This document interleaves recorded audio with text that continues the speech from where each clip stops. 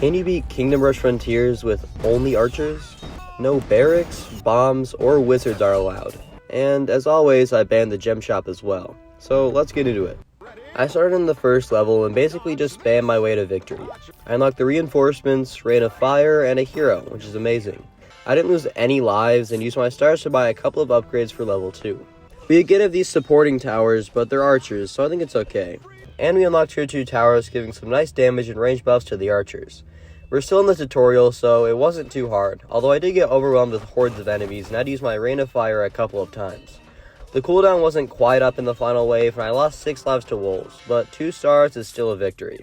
In the third level, I think I was a little too preoccupied with making the banthas poop so hard they shoot forward like rockets that I died in wave 10. I was constantly letting troops slip by my defense, and eventually I lost my final 7 lives to this group of immortals. Before trying again, I rearranged my stars to only focus on the archers, reducing the cost of upgrading them, and also giving them extra damage. With the lower cost of archers, I was able to build a lot more of them, and paired with the additional damage they had, I was able to scrape through the level, retaining 10 lives for another 2-star victory. Dunes of Despair is next on the list, and it's a bit of a nightmare because of the 2 main enemies. First is the Dune Terror. Since I can't damage him unless they're engaged in combat, it means I can only use my reinforcements and hero on Dune Terrors, and I can't use them on anything else. They don't have much health, so they honestly aren't too much of a problem, but they are pretty annoying. The Scorpion, on the other hand, is entirely too much of a problem.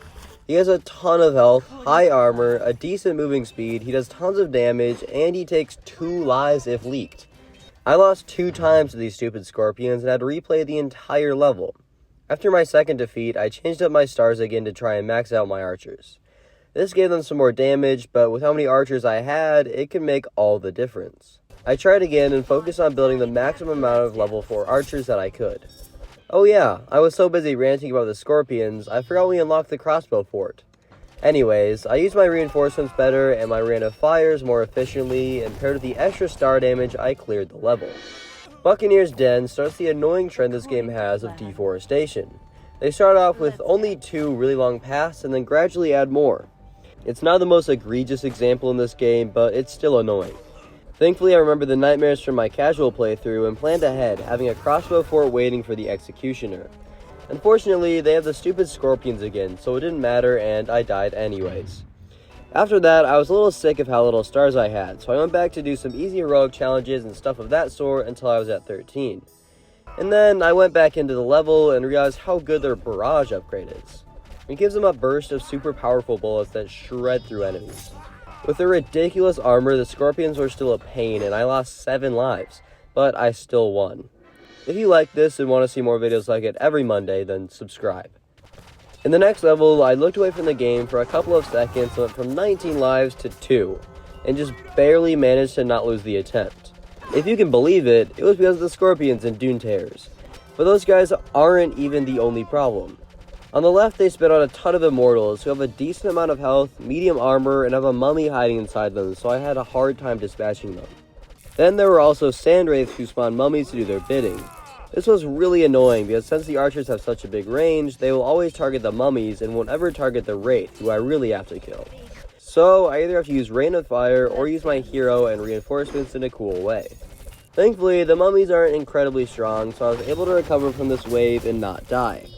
At the very end is the first boss of the run, but crossbow forts deal so much damage to unarmored enemies that I just melted through his health bar until he was no more. Finally, we can say goodbye and good riddance to the Scorpions as we're in the jungle now, but unfortunately we're met with the spiders. Originally this video was supposed to be a mage only run, but I got to this level and got slapped in the face for 3 hours straight. Spiders have extremely high magic resistance and spawn way too many babies who run way too fast. Thankfully they have no regular armor, so even though they could get a little overwhelming at some point, one barrage from a crossbow fort pretty much wiped out a matriarch, so the right side was easy. The left side featured savage warriors who don't have any armor either, and while they have a decent amount of health and some annoying abilities, I was able to clear this level with ease, not even losing a single life. Snapvine Bridge introduces the second tier 4 tower, the Axe Thrower. These guys throw powerful axes, but I mainly use them for their totems, which cause enemies to take more damage, and it nullifies the savage warrior special effects. I sprinkled in axe throwers across the map to make sure the savage warriors weren't having a fun time, and then built crossbows around them to deal the damage. With that strategy, I easily cleared the level and moved on to the next. Unfortunately, the easy jungle levels stop here. For some reason, I thought it would be a good idea to build my entire defense in this choke point right here. The problem with that is I can only build about 3 or 4 towers, which isn't enough for the entire level. I did end up building some other towers out here, but in the final wave, I nearly lost it all. The amount of clutch shots that this archer hit was insane. My heart rate must have been over 200 the entire time, just praying I didn't have to face the spiders, gorillas, and parasites all over again. But I just barely managed to clutch it out with 4 lives remaining, giving me a well-earned 1-star victory. The next level was almost 100% Savage Warriors, which I handled pretty easily, but the level after that was a different story. It's the finale of the jungle, so they bring everything back. The first time I played, I got absolutely clapped by the spiders, and the time after that, I got brought down to 1 life in the 14th wave. I thought it was over, but decided to go into full focus mode. I killed every last gorilla and Savage Warrior and finally got to the boss, which I again shredded through before anyone could take my final heart. Now we're moving on to the final levels in the game, and I pretty much stopped using axe throwers at this point.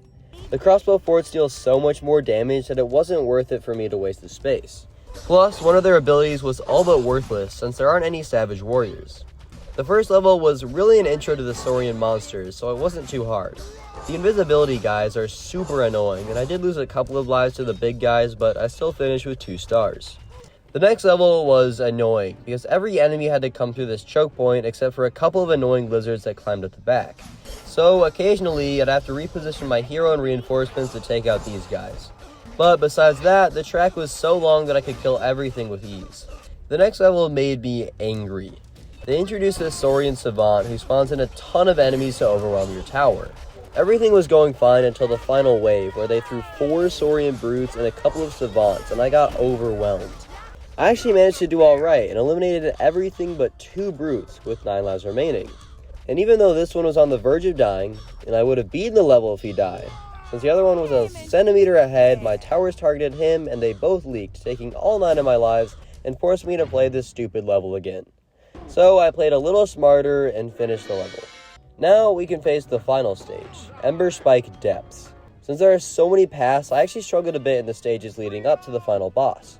Especially these invisible guys could sneak under my radar right until the end of the stage. So I ended up building a couple of backup crossbows near the end just in case. It was also hard because I was trying to save up a couple extra $1,000 for the boss fight because he destroys your towers, so I didn't have a great defense.